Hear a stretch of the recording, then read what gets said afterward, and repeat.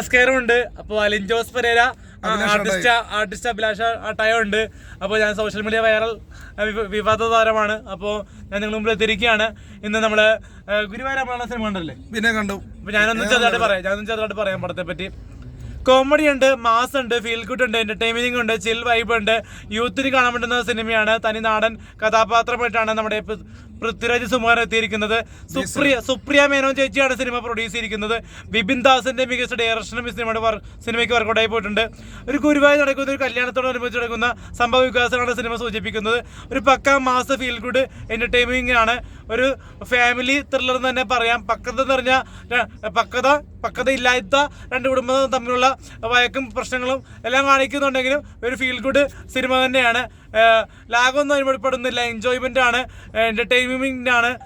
കൃഷ്ണ കൃഷ്ണ ഗോപി കൃഷ്ണ കൃഷ്ണ കൃഷ്ണ ഗോപി കൃഷ്ണ വത്സഹംസനേ കഷ്ടം നഷ്ടം നെഞ്ചിൽ നിന്നും ഗുരുവായൂരമ്പല നടയിൽ പോക.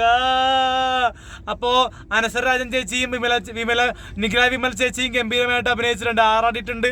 പിന്നെ കാരണം നിഖില വിമൽ ചേച്ചി നമ്മുടെ ജോയ്ക്കും ലവ് 24x7 ശേഷം ഒരു നല്ലൊരു ക്യാരക്ടർ, നമ്മുടെ പാർവതി എന്ന ക്യാരക്ടർ ഗംഭീരമായിട്ട് നിഖില വിമൽ ചേച്ചി ചെയ്തിട്ടുണ്ട്. പിന്നെ അനസരാജനാണെങ്കിലും ഗംഭീരമാക്കിയിട്ടുണ്ട്. പിന്നെ വിനു എന്ന ക്യാരക്ടർ നമ്മുടെ ബേസിലൊക്കെ ചെയ്തിട്ടുണ്ട്, ബേസിൽ ജോസഫ്.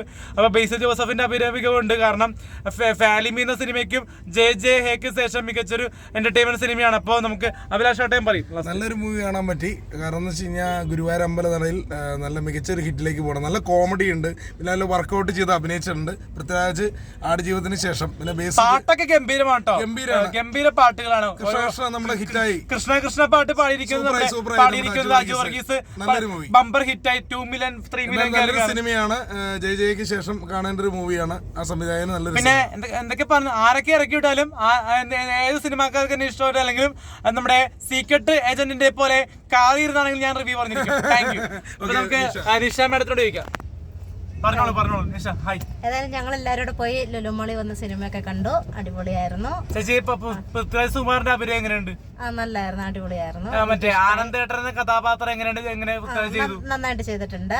നല്ലൊരു നമ്മുടെ ഇതിൽ കുറെ ആർട്ടിസ്റ്റുകളുടെ പേരൊന്ന് പറയാം. ആർട്ടിസ്റ്റുകളുടെ ഒന്ന് നമ്മുടെ രേഖ ചേച്ചി വന്നിട്ടുണ്ട്. ചെറിയ ആർട്ടിസ്റ്റുകളുണ്ട്, ചെറിയ പ്രായം കുറഞ്ഞ ആർട്ടിസ്റ്റുകളുണ്ടല്ലോ. അത് നമ്മുടെ പുത്തേന്റെ ഭാര്യയായിട്ട് അഭിനയിച്ചാരാണ്? നിഖില. പിന്നെ അനസരാജന്റെ ഒക്കെ പെർഫോമൻസ് എങ്ങനെയുണ്ട്? അടിപൊളിയായിരുന്നു കേട്ടോ. അടിപൊളി മാത്രമാണ്, നല്ല സൂപ്പർ ആയിരുന്നു, എനിക്ക് ഇഷ്ടമായി. പിന്നെ അവരുടെ കല്യാണം കാര്യങ്ങളൊക്കെ കുറെ ക്യാരക്ടർ സ്കെച്ചിലേക്ക് വരുമ്പോൾ അഭിനയം എത്രത്തോളം വന്നിട്ടുണ്ട് സിനിമയില്? സാധാരണ നമ്മുടെ അനശ്വരരാജൻ ചേച്ചി അഭിനയിക്കുന്ന പോലെയാണോ ഇതിനകത്ത് അഭിനയിച്ചിരിക്കുന്നത്? അതിനോട് നല്ല അടിപൊളിയായിട്ടുണ്ട്. മെച്ചം വ്യത്യസ്തത ഉണ്ടല്ലേ? പിന്നെ ഇതില് നമ്മുടെ രേവതി ചേച്ചി ആണെങ്കിലും ജഗദീഷ് ചേട്ടന്റെ പെർഫോമൻസ് ഒക്കെ എങ്ങനെയുണ്ട്? രേഖ ചേച്ചി പണ്ട് കണ്ടത് സിനിമയിലൊക്കെ വെച്ച് നോക്കുമ്പോ ഈ സിനിമ എങ്ങനെയുണ്ട്? ഒരു ഗൃഹപ്രവേശത്തിന് ശേഷം തോന്നുന്നു ഇത്. അപ്പൊ നല്ല അടിപൊളിയായിട്ട് നല്ല കോംബോ ആയിട്ട് വന്നിട്ടുണ്ട്. ഓക്കെ. പിന്നെ നമ്മുടെ ജയ ഹേക്ക് ശേഷം ബിപിൻ ദാസിന്റെ ഡയറക്ഷൻ എങ്ങനെയുണ്ട്? ബിപിനേട്ടന്റെ നല്ല രീതിയിൽ തന്നെ പോയിട്ടുണ്ട് കേട്ടോ. ബിപിൻ ദാസ് ഗംഭീരമായിട്ട് തന്നെ ഡയറക്ട് ചെയ്തിട്ടുണ്ട്. പിന്നെ ഇതില് നമ്മുടെ ബേസിൽ ജോസഫും നമ്മുടെ പൃഥ്വിരാജ് സുകുമാരനുമായിട്ടുള്ള അഭിനയ രംഗങ്ങളൊക്കെ വർക്കൗട്ടായി പോയിട്ടുണ്ട്. എന്തുകൊണ്ടും ഒരു സെന്റിമെന്റൽ കോമഡി മാസ് ഡ്രാമയാണ്. പൃഥ്വിരാജ് സുകുമാരൻ കടുവ, താന്തോന്നി, അമരകപുരം തോണി എന്ന സിനിമകൾക്ക് ശേഷം ഫൈറ്റ് എന്ന് പറഞ്ഞാൽ മികച്ച ഫൈറ്റാണ്.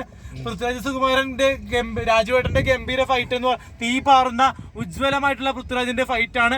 അപ്പൊ എല്ലാവരും തിയേറ്ററിൽ പോയി കാണുക. ആര് തിയേറ്ററിൽ കയറ്റിയില്ലെങ്കിലും ഏത് സിനിമ തിയേറ്ററിൽ പോയിട്ടുണ്ടെങ്കിലും സിനിമ കണ്ടിരിക്കും, റിവ്യൂ ഇട്ടിരിക്കും. നമ്മളാണെങ്കിൽ പുതിയ secret agent. Okay, thank you.